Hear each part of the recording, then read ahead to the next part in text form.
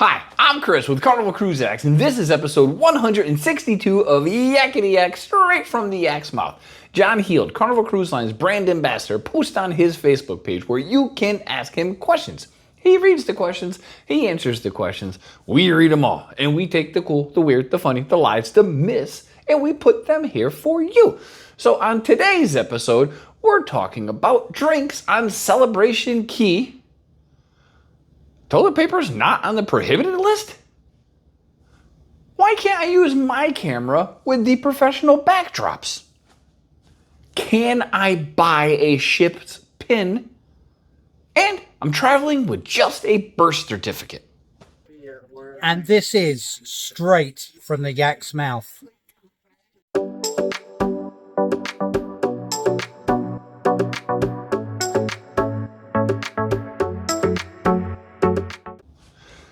All right, question one. This cruiser wanted to know if they buy alcoholic drinks on Celebration Key, will it count toward their daily drink limit with the Cheers package on board? They were told no by one person and yes by another. John said you can still purchase drinks using your own credit card and do not have to use the ship card. Did you see the lack of answer there? So I don't think they've clarified it. They've clarified the drink package will not work on the island. My guess is if you are using your ship's card, it is a Carnival island, it's going to count against your drinks. That said, basically John's telling you use your credit card and it won't count against your drinks. That's how I'm reading it. He has answered the same way every time. So if you want to have a couple more than 15, just use your credit card on Celebration Key. That easy. Question two. This cruiser wonders why Carnival does not have toilet paper and other items on the prohibited items list. It makes sense to add it to there.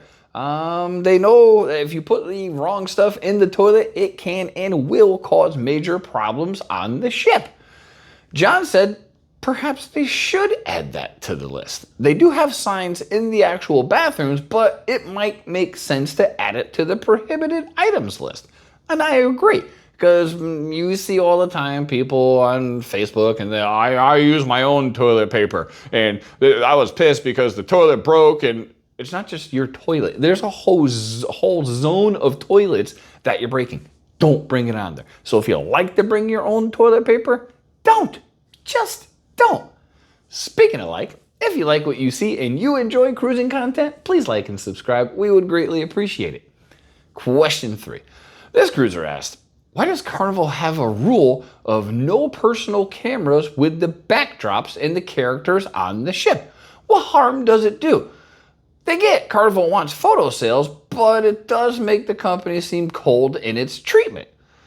John said it is for the photo sales. No other reason. And we ask that all the cruisers respect that.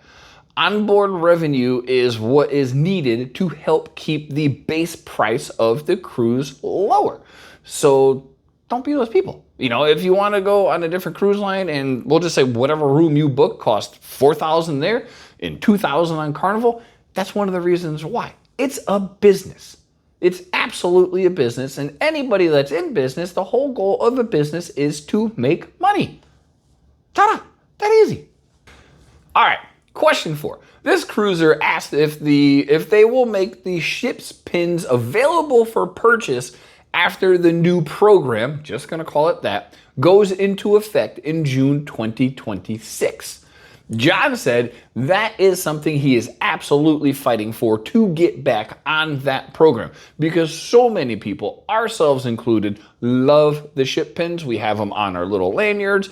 I don't wear them because they're heavy as hell, but at our bar, we have them as decoration. Absolutely love the ship pins. So John said he is absolutely fighting to keep those for the levels. So spot on, John. Hey, look, I rhymed. Question 5. This cruiser said that someone told them if you're traveling with just a birth certificate, it needs your parents on it and a raised seal or a notary seal on there. They wanted to know if this was true. A lot of birth certificates don't have the raised seal on it way back when. John said, no, that is not true. The birth certificate needs to have your official name on it, which must match your government issued photo ID. If it does have your maiden name and you're not traveling with a passport, which we strongly recommend because all of these things, problem solved, bam, passport. But if you are traveling and it has your maiden name on it, also bring with you a marriage certificate showing that it has changed. Ta-da! Easy. Real easy. Get a passport. Just get a passport. Anyway, that's been episode 162 of Yakety-Yak, straight from the Yak's mouth. Thanks for watching. Please take care.